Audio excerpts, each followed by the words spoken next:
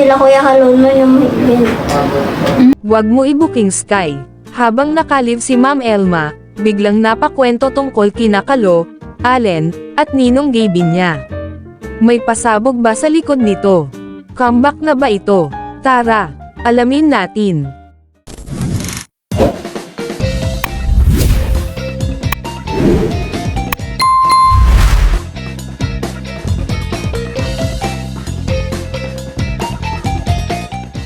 Habang nakalive si Ma'am Elma, biglang sumingit si Sky, at napunta ang usapan kina Kalo, Allen, at sa tinatawag niyang Ninong Gabin. Pang babae lang to. Hindi, yung sila Kuya Kalon yung may event.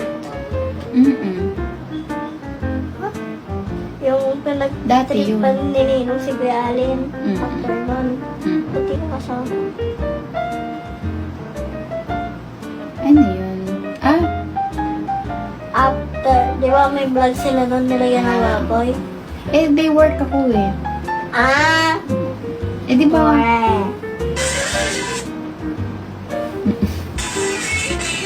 Yes po, pwede po. Shit ba ang dahilan? Hindi naman.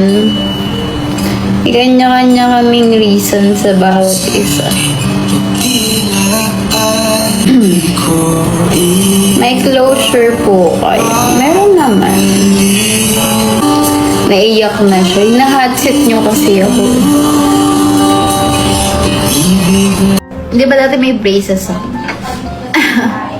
Para di ba komportable mag-smile ng walang braces. At sabi lang, taray mo na, Ma'am Elma. Hindi pala ako masyado nag-smile kasi hindi ko pa siya gamay. Practicing ko na, guys. Smile na. The smile.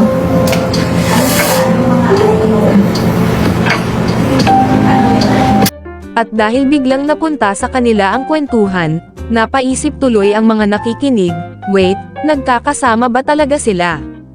Kaya naman may mga nagbibiruan. Sa comment section, Sky, huwag ka nang magsalita. Baka mabuking mo sila. Pero ang mas nakakagulat, may mga netizens na agad nagtanong. Comeback na ba ito? May bagong chapter na kaya sa kanilang kwento, o simpleng biruan at kwentuhan lang talaga?